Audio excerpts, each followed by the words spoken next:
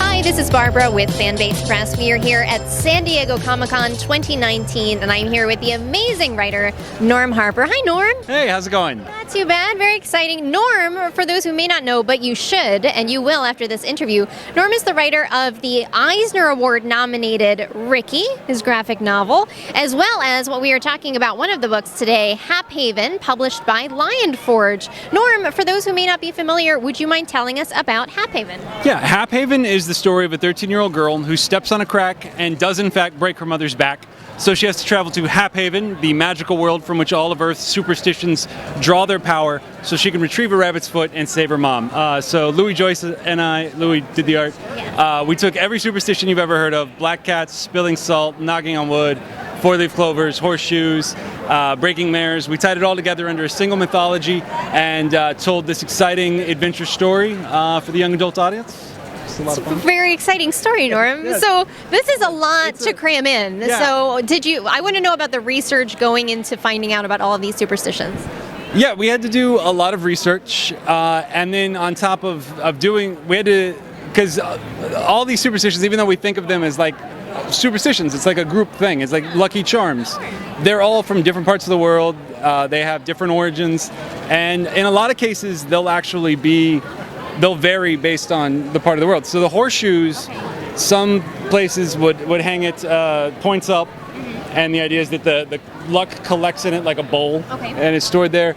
And some places hang it points down. I can't do that with my hands. Points down with the idea that it would shower you with luck as you walked through the door frame. So we had to gather all of that together, and in a lot of cases, throw it out and come up with our own reason why that particular superstition would be lucky. Sure.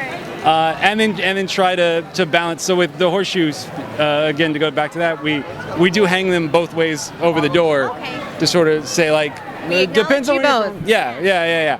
But it was actually a lot like with Rikki, where we had Matthew Foltzgray and I adapted Rikki Tikki Tavi.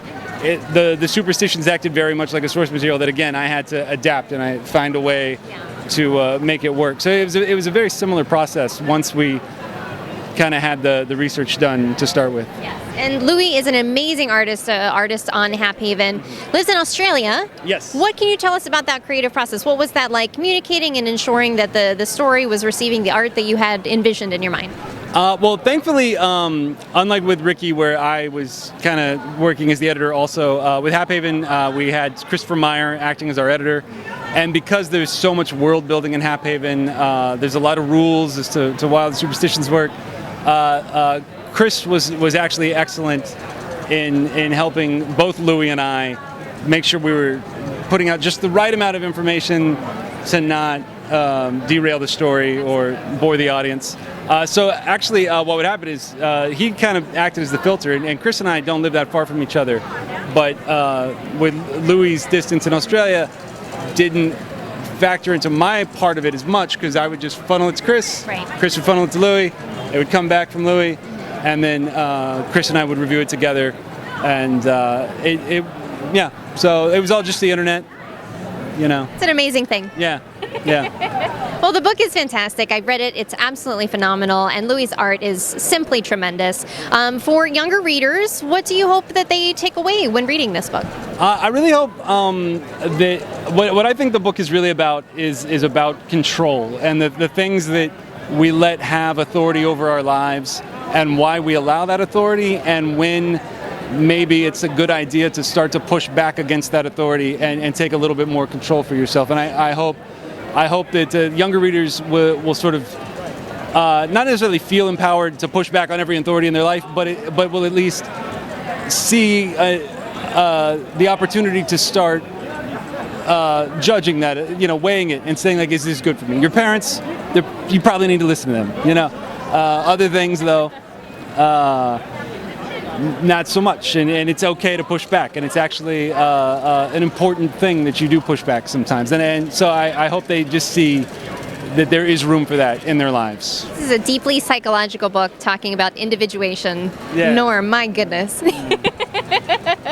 but also just like fun monsters and stuff. Yes, that too, definitely.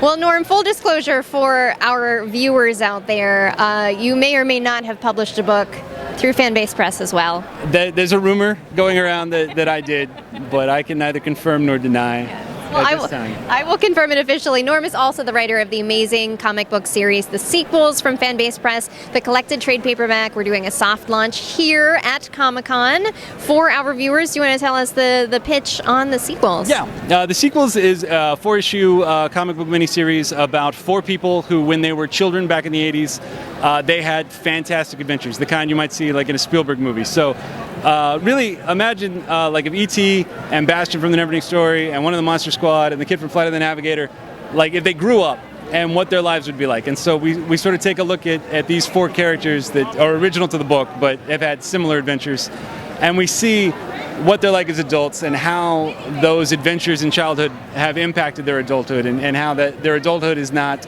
exactly happy because of the baggage they're carrying. And a mysterious stranger brings the 4 of them together to form sort of a support group, and they discover a way to try and relive the magic of their childhood, which in their case was literal magic, and disaster ensues, and they all, it goes wrong in the most entertaining way possible, I'll say. Fair enough. Norm, you will be signing HAPHAVEN at Lion Forge. Can you tell us when you'll be signing this week? Yes, I'm signing tomorrow at 12:30. Tomorrow at 12:30, at the Thursday, 12:30, at this table right here. And then you'll also be signing The Sequels a few times? I will. Tomorrow at, I believe, 4 is the first signing I'll be doing, and then Friday and Saturday. As well. And Norm will also be appearing on a panel here at Comic-Con this week on tomorrow night, Thursday night. So make sure you see that. It is examining 80s nostalgia in comics. Right. It's going to be very exciting. Topical. And we'll have several of the more people from the Sequels creative team will be joining us for that, as well as some wonderful comic creators outside that book. And it's going to be a lot of fun. I'm looking forward to it. Well, Norm, thank you for chatting with me. For our viewers out there, again, please pick up HAPHAVEN. It's simply phenomenal. A really great read. Readers of all ages will enjoy it, but definitely those would you say middle grade readers? More young adult. Young adult. Young adult. Yeah. If they've seen like Return to Oz or Neverending Story, it's probably okay. But it gets a little scary, but there's nothing objectionable in terms of like sexuality or swearing or those kinds of things. So. Fair enough. Norm, thank you for chatting with me. Thank you so much. Of course. Again, this is Barbara here at San Diego Comic-Con. You can find more interviews like this one by visiting fanbasepress.com.